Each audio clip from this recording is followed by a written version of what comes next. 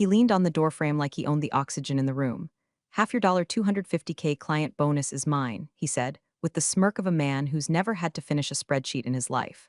That's how Carl operated, like the world owed him interest for the effort of existing. I didn't say a word. I just stared at him, mentally noting the gelled hair, the cufflinks, the confidence of a man who once got a trophy for best synergy in a company retreat. He walked off before I could even blink, already opening his phone like he was checking which luxury golf course to blow my money on. I sat there frozen, my body stuck in the same ergonomic chair I'd practically fused with for the last 6 months.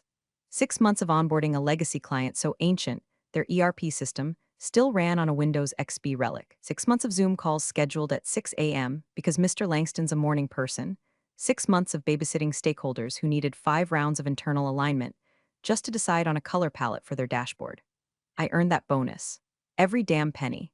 And now Carl, the newly minted VP of Business Development, with a LinkedIn feed full of generic leadership quotes and humble brags about executive vision, thought he could just claim it. Before I go any further, if you're already hooked, and I hope you are, tap that subscribe button and throw us a like. Seriously, 90% of folks who listen don't subscribe, and every click keeps the lights on around here and the drama flowing. Helps the team stay caffeinated and slightly less dead inside.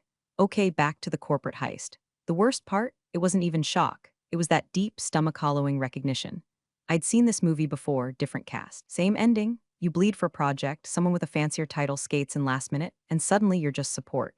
Never the closer, never the face on the wind slide. I'd been in the trenches for over a decade, built client relationships from scratch, dealt with tech meltdowns, budget freakouts, even a CIO mid-divorce who insisted on therapeutic update calls at 10 p.m. But this was different. This time I had receipts. Carl didn't know it yet, but every call, every draft, every single decision log, my initials were on them, not his.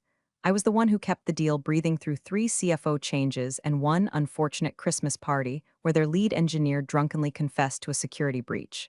I patched it, quietly, efficiently. Now this blow-dried mosquito thought he could suck 50% of my bonus just because he shook a few hands at a golf fundraiser and added himself to one client email chain with a great job team. But I didn't lash out. That's what he'd expect. He wanted conflict, something he could escalate and weaponize with HR. I'd learned a long time ago that in offices like Stonebridge, rage just makes you look unstable. Paper trails? Those made you bulletproof. So I went quiet, didn't complain, didn't reply when he forwarded my project tracker to the CEO with his name added to the summary, just kept working, logged every conversation, timestamped every client approval. My mouse click speed could have passed for forensic analysis. Still, the betrayal simmered. It wasn't just the money, though God knows I needed it. I was still paying off my dad's hospice bills, had a busted transmission sitting in my garage like a $3,800 paperweight, and a teenage daughter about to tour colleges she had no idea we couldn't afford. That bonus wasn't luxury, it was survival.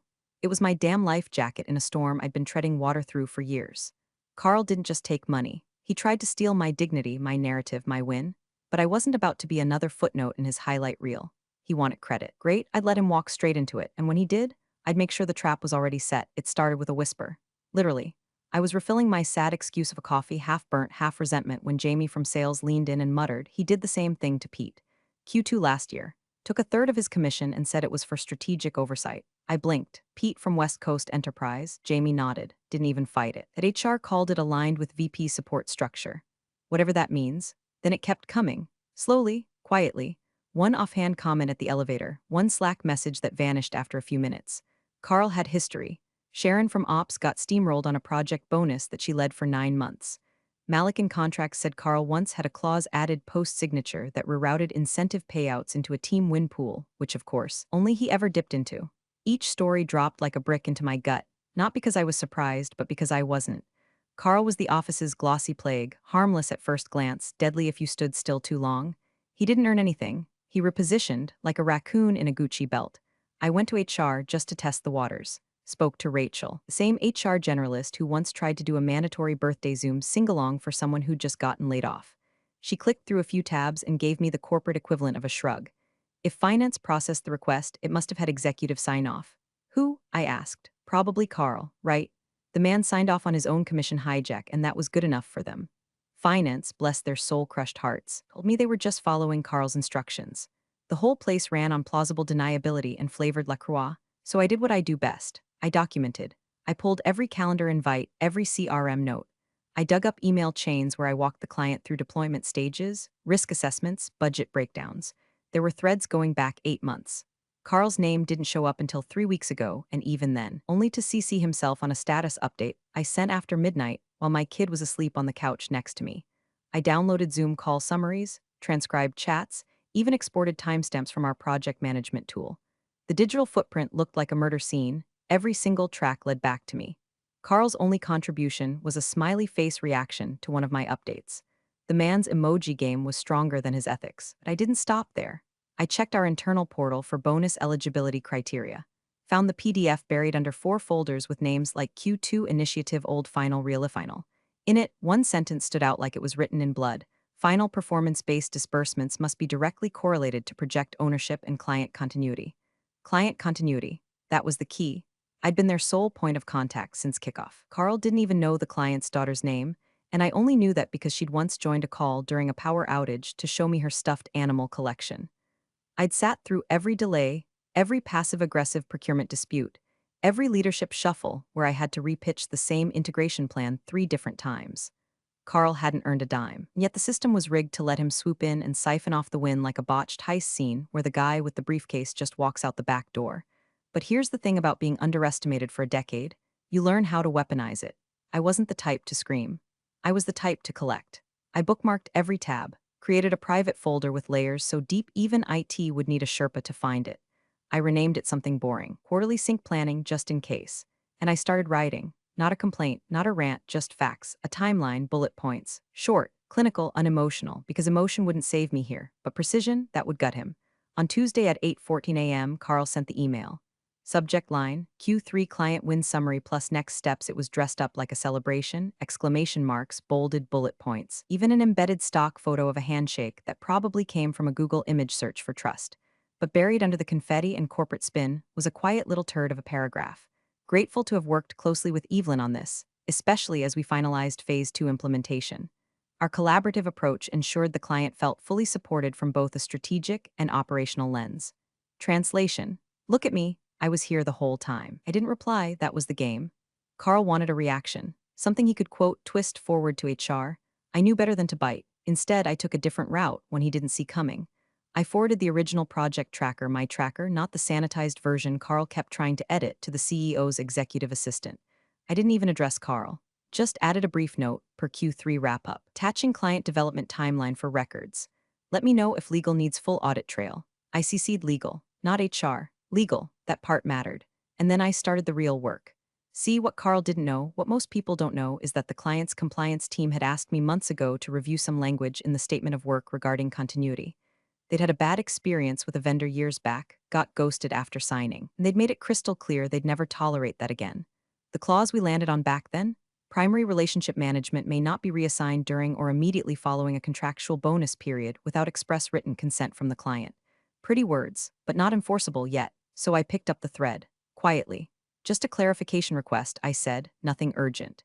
Reached out to the client's legal liaison, Alan, man who wore sweater vests like armor, and once told me his favorite show was Columbo because the guy never had to raise his voice. I proposed a minor language adjustment for Phase 2 of the deal.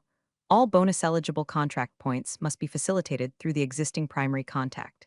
Any deviation or representation by a non-listed stakeholder voids all performance-based provisions. He responded in under 10 minutes. Makes sense. Send over the updated doc. I felt my pulse settle like a puzzle piece locking in. Because now, if Carl even breathed near the bonus or tried to list himself as co-lead, the clause would nuke the entire payment structure. The client's own contract would kill it, and no one could say I didn't give him rope. Back at the office, Carl was still working his strategic involvement angle. I overheard him in the hallway, casually telling someone from product, yeah, Evelyn handled the admin side, but I closed the confidence gap. Clients respond better when execs step in. I wanted to scream. Instead, I scheduled a meeting with the client for next Thursday, our regular biweekly check-in, the one Carl never bothered to show up to unless there were muffins. I added one more person to the invite, our CEO, Harold, made it seem routine. Thought it'd be good for visibility, I wrote. Client had some high-level feedback. Carl saw the meeting pop up. Within an hour, he replied to the thread with happy to join as well, great touchpoint to align on shared goals. Of course you are, Carl. He was stepping right into it, and I wasn't about to stop him. By the end of the day, he'd sent another status update to finance, attaching a memo titled, Joint Account Leadership Incentive Allocation Breakdown. He CC'd 3 VPs, but not me. Didn't matter.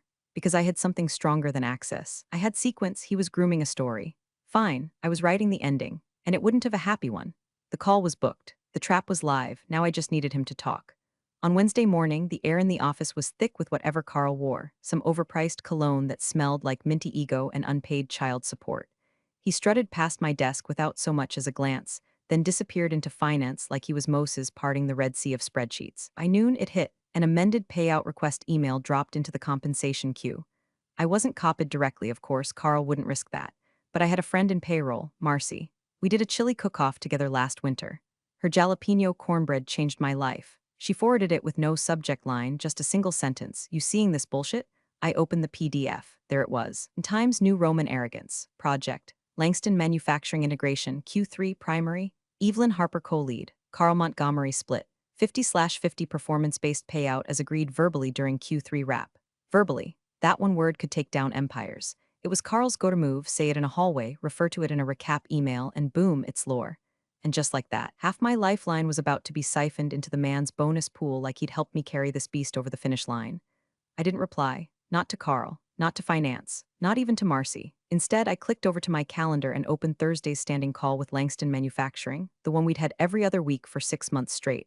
11 o'clock a.m. sharp. Same Zoom link. Same invitees. Only this time, I made one small addition. Plus Harold Bates, CEO, Stonebridge, and as expected, Carl replied within the hour. Looping myself in as well, great time to highlight cross-functional support for Phase 2. Of course you are. Then I did something that would have seemed reckless to anyone who didn't know the full playbook. I picked up the phone and called the client. No email, no record, just voice. Alan answered on the third ring. Evelyn, hey, all good for tomorrow. Yep. I said, just wanted to give you a heads up. There's been a little internal confusion on our side about project credit. Credit? He sounded wary. For what? Nothing serious, I said, but some folks are looking to attribute joint effort at the finish line. He went quiet for a second. Then, you mean someone's trying to grab your bonus? I laughed, soft and dry. Let's just say it's a little noisier than usual in the background. I'll explain more on the call. Alan didn't miss a beat. We can clarify that on the call. There it was. That was all I needed. He hung up. I sat back in my chair, the hum of the office around me like background static. I watched Carl stroll out of finance, shaking hands with someone like he'd just closed world peace. Let him, because every step he took now was downhill. Fast. The more he claimed, the deeper the hole. And the Thursday meeting? That wasn't a meeting anymore. That was a spotlight. The CEO would be there. The client would be there. Carl would be there. And no amount of bravado or jargon was going to undo what I had in writing. Let him keep digging. All I had to do was hold the shovel. Thursday, 10:57 a.m. I'm staring at the Zoom link like it's a live wire. I'd barely slept. Not because I was nervous, because I was coiled, taut. Every move Carl had made, every smug shoulder pat, every team win email he sent to execs like confetti before a parade he didn't earn, it had all led to this. At 11 o'clock a.m. sharp, the familiar chime rang out. Alan Langston has joined the meeting. 1 second later, Harold Bates has joined the meeting. Then Carl, camera on, teeth gleaming like someone had waxed his face. I clicked join. Morning all, I said, calm as cold water. Harold gave a brief nod, already distracted by his second monitor. Alan smiled. Hi, Evelyn, always good to see you. Carl leaned forward like a dog about to beg for table scraps. Alan, great to connect again. Looking forward to aligning on Phase 2. I didn't respond to him. Instead, I shared my screen, a simple, clean Word doc titled Langston Manufacturing Q3 Performance Closeout. 3 pages, all bullets, all facts. I scrolled to the bottom. Before we move forward, I said, voice neutral. I just wanted to confirm the payout recipient listed on the performance bonus agreement. Per the language in the updated clause, I believe the client is required to verify continuity. Alan's expression didn't change. He just leaned back in his chair, steepled his fingers, and said, can you confirm who that is? There it was. My trap had a voice now. And Carl, God bless his greedy little heart, couldn't resist. That would be Carl Montgomery and Evelyn Harper, he said. Bright and chipper, co-leads for Q3 success delivery. I didn't flinch, I didn't blink, I just went still. Alan nodded slowly, looked away for a moment like he was reading something on a second screen, then came back with a face made of stone. I see. Well, he paused, folded his hands. As per Section 3C of our contract, which you'll find mirrored in the clause we finalized last week, any bonus redistribution or deviation from the original point of contact, without prior approval, voids the terms of the performance-based incentive. Carl blinked once, twice. I'm sorry, he said, a little too high-pitched. Harold looked up from his screen. Alan continued, unbothered. This isn't ambiguous. Evelyn has been our sole interface since the beginning. Her fingerprints are on every deliverable. Any suggestion of dual leadership at this stage, especially retroactively, compromises the trust we've built. If Carl is listed as a co-recipient, that officially voids the deal.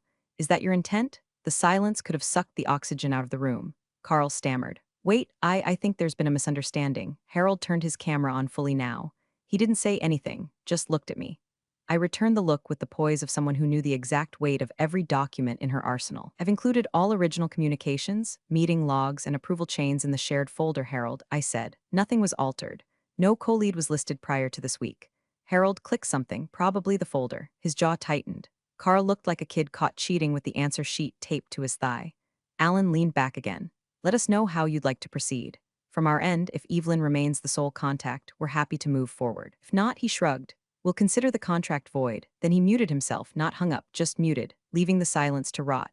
Carl finally croaked, I didn't mean. Harold cut him off. Let's take this offline. Then he left the meeting. Alan followed. Carl sat there, blinking. I stayed until he left too. Then I closed my laptop, walked to the break room, and made myself the slowest cup of tea anyone's ever brewed in an office microwave. I didn't smile. I didn't celebrate. This wasn't the win. This was the pin pulled on the grenade. Now I just had to wait for the boom. It hit like a car crash in slow motion. The words had barely left Carl's mouth, his name said with that practiced, preening cadence of someone used to panel discussions and LinkedIn endorsements, when Alan struck. His voice was flat, not angry, not loud, just, final, this officially voids the deal. Is that your intent? Time stopped. I felt it. The absence of movement, of breath. You could hear the tension click into place like a loaded safety being switched off. Carl's mouth was still open, halfway through whatever follow-up he thought he was going to say, but nothing came out. Across the screen, Harold, the CEO, leaned back in his chair like gravity had just increased. He didn't speak. He didn't blink. His eyes flicked to the corner of his monitor, probably reading the same contract clause I had memorized 2 weeks ago. He exhaled once through his nose. That was it, Carl? Paled, not metaphorically. The color literally drained from his face like someone turned down the saturation. His neck flushed red, but his cheeks went corpse white. His shoulders dropped by maybe an inch, just enough for me to clock the exact moment he realized he'd stepped off a cliff without looking. Alan didn't gloat, just kept reading. Section 3C, he said calmly, as if he was discussing the weather. Continuity of relationship. In the event that the designated primary contact is altered, shared, or reassigned in any capacity during the bonus evaluation period, and said change is not disclosed and approved in writing by both parties, all incentive-based conditions shall be considered null and void. Then he closed his folder. Slowly, deliberately. You have no documentation of a co-lead arrangement, he continued. And frankly, I'm insulted it was even implied. Evelyn has been our only contact. She's the reason this integration didn't implode 3 months ago. Still, no one said a word. Carl cleared his throat like he was about to object, but nothing followed. Harold finally leaned forward, elbows on desk, fingers steepled. Carl, he said, his voice low and sharp like a freshly honed blade. Is there any written record, internal or client-facing, that indicates you were co-lead on this deal prior to your compensation request? Carl croaked. I added value, strategic visibility, that's not what I asked. Dead silence. I stared at Carl, letting the weight of his unraveling land exactly where it needed to. I didn't move, didn't speak, just watched. He opened his mouth again, closed it, and then Alan stood up, or rather, watched as the camera shifted and the top of his sweater vest disappeared from frame. The universal sign for I'm done with this call. He spoke one last time, off camera now. Let me know when you've sorted yourselves out. As it stands, Langston Manufacturing considers this deal void until proper alignment is reestablished, preferably with someone competent. Then click, he was gone. The line went dead. Harold didn't move for a beat. Then he slowly turned his gaze to Carl. Get off the call. Carl hesitated like he couldn't believe this was actually happening. Like maybe if he stalled long enough, someone would undo it. But Harold didn't flinch. Didn't blink. Now, Carl left the meeting. The screen went black where his smug little video window used to sit. And just like that, it was just me and Harold, 2 tiles, 1 disaster. He rubbed his eyes with the heels of his hands and muttered, not to me but to himself, Jesus Christ. I waited, then he looked up. I need a full timeline, start to finish, names, dates, files, it's already prepared, I said. Check your legal folder, it's titled Continuity Records Langston. He nodded, no compliment, no apology, just necessity. I didn't need his praise, the hole was dug. The body was Carl's. Harold ended the Zoom call with a curt, we'll handle it internally. Then he clicked out without waiting for a response, as if the air itself had become radioactive. The silence afterward wasn't just absence, it was extraction. Like the room itself had to suck all the Carl out of it before anyone could breathe again. I closed my laptop. No smile, no victory dance, just a slow breath in held for 5 seconds and let out through my nose. My tea was still sitting on the windowsill. Cold now. I sipped it anyway. Tasted like stale chamomile and vindication. My phone buzzed within minutes. From Donna C., legal subject. Urgent Langston incident documentation message. Please send any materials related to your direct work with the Langston account. Timeline, communications, meeting logs, etc. ASAP. I didn't even open a new tab. I just dragged the folder, my pristine, timestamped digital vault, and hit send. Attachment, Langston Project Timeline Final V3 Actual Final Thisone DocX within the hour. I was CC'd on an email from Internal Audit, marked Priority 1. It was titled, Subject, Investigation Initiated Carl Montgomery/Performance Discrepancies Body. Per CEO Directive, this review is confidential and urgent. All stakeholders are advised not to engage Carl Montgomery until further notice. Another email dropped moments later, this time from HR. Subject, Personnel Status Update Carl Montgomery Body. Effective immediately, Carl Montgomery has been placed on administrative leave pending internal review. All inquiries should be directed to legal. The entire office went still. People didn't talk. They pinged in Slack DMs, cautiously, like the walls might echo. I walked to the kitchen for another tea bag, something with a name like Tranquil Breath because irony helps, and passed 3 managers in hushed conversation. They fell silent the second they saw me, not in a hostile way, more like, reverent wary, like someone who'd just watched a mouse take down a hawk. Carl's absence created a sudden vacuum. Meetings he'd usually hijack with buzzwords were now calm, focused. Nobody tried to fill the void with fake cheer or scramble to protect him. In fact, the more his name came up in buried Slack threads, the more receipts came flooding in. Turns out I wasn't the first, but I might be the last. People started dropping breadcrumbs. A file Carl had edited post-signature. A Slack message where he called someone else's client my account. An offhand brag during happy hour about steering revenue without touching a spreadsheet. Man had been padding his portfolio with other people's labor like a raccoon building a throne from stolen silverware. Legal asked if I could hop on a follow-up call. I didn't need to prep. I opened my laptop, turned my camera on, and greeted them like I was logging into just another sync. Calm, neutral, they asked questions. I gave answers, dates, file paths, timestamps, they seemed. Surprised, you prepared this in advance, the junior counsel asked. I nodded. Started compiling once Carl forwarded my tracker to the CEO with his name at the top. That was 9 days ago. The GC just said, smart, that was it. Not nice job, not thank you for protecting the company, just smart. But that word carried weight when it came from legal. After the call, I walked back to my desk, passed by Carl's now dark corner office, his standing desk frozen mid-rise, his weird inspirational poster that said crush your lanes still taped to the wall. I kept walking. No one stopped me. No one dared to ask what happened. Everyone's suddenly very quiet when the office predator gets tranquilized mid-prowl, and no one ever wants to admit they saw him sharpening his claws and said nothing. But they saw now, they saw me. By Friday morning, the board smelled blood, not in the quarterly growth opportunity kind of way. No, this was internal threat detection mode, when executives suddenly remember they're liable for more than yacht club dues and holiday party menus. Carl's name was now spoken the way people talk about food poisoning, quietly, quickly, and with a slight wince. Word got around that Harold had to present a special briefing to the board late Thursday night. I wasn't invited, obviously, but someone in IT leaked the agenda slide titles. Contract breach timeline Langston revenue forecasts, null scenario vs. Reinstatement risk of repeat offender pattern. Internal safeguards translation. How did we let a $4.7 million client walk because Carl couldn't keep his hands out of the bonus jar? By 10 o'clock a.m., my calendar pinged. Subject, Consultation Langston Recovery Strategy Attendees, CEO, General Counsel, SVP Client Relations, and me. No hello, no preamble. I walked into the glass conference room, and Harold just gestured toward the chair like we were picking up a conversation we'd started a year ago.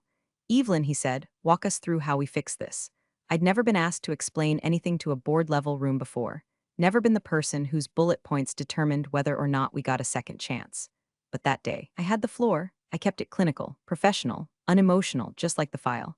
I walked them through the original deal structure, the trust we'd built over 6 months, the post-signature clause Carl had tried to bypass, and the client's final statement, Evelyn stays or the deal doesn't. Silence. Then Harold asked the golden question, will Langston come back? They're open, I said. If the contract is updated to reflect sole contact continuity through Phase 2, and if performance bonuses are assigned cleanly moving forward. He nodded, didn't even look surprised. The SVP scribbled a note. The GC looked relieved. Do it, Harold said. 10 minutes later, I got the follow-up from legal. Subject, Langston contract updated engagement terms body. Attached, please find the updated agreement. Please review and confirm as sole representative. Attachment, Langston SOW Rev 2 E Harper only docx that underscore in the file name. That was my name where Carl's used to be. And then came the cherry on top. HR emailed me, CCing legal, audit, and compliance.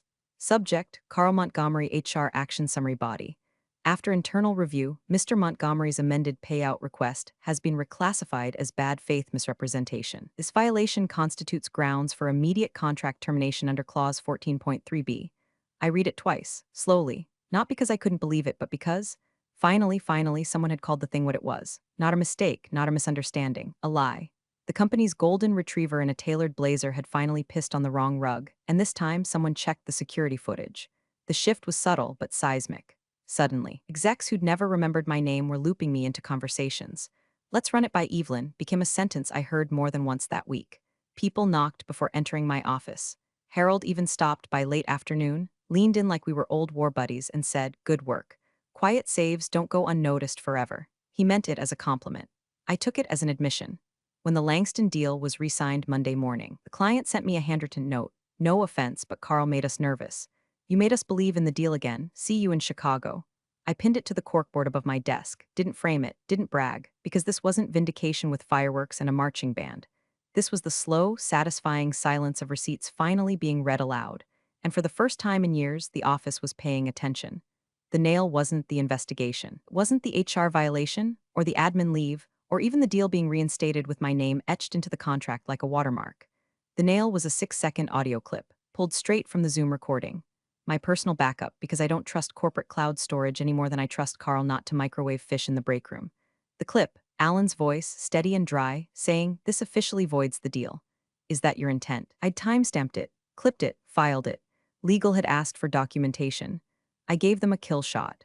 Coupled with the PDF Carl sent to finance, his precious amended payout request, dated and timestamped to high hell, it was over. I didn't even need to show up to the last board review. I just forwarded the files. Subject, deal disruption evidence summary attachments. Langston audio MP3 and payout request C. Montgomery PDF. By the time Harold called me into his office the next day, the work was already done. Carl's name had disappeared from the internal org chart, just gone, like a bad variable in a line of code deleted before it could crash the system. His office was empty, desk cleared. The obnoxious hustle harder sign was gone. I don't know if he packed it himself or someone from facilities boxed it up with rubber gloves, but either way it was erased. Sanitized, like he'd never existed. Harold gestured for me to sit. "Effective immediately," he said, "you're being transitioned into a hybrid leadership role.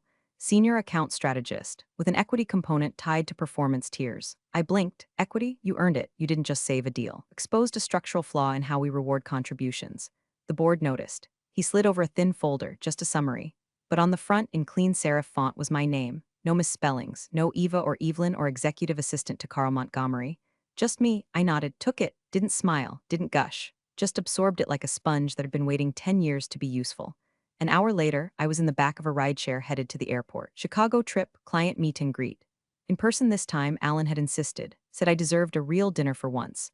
I opened my laptop in the terminal, cleared out the backlog, scheduled a few auto-replies, and then, out of muscle memory more than curiosity, I typed Carl's name into the directory, just to see if it bounced. It didn't. His email still worked, so I sent him nothing. But I did click on his calendar link just once. His out-of-office message popped up in a neat little box, currently on extended leave.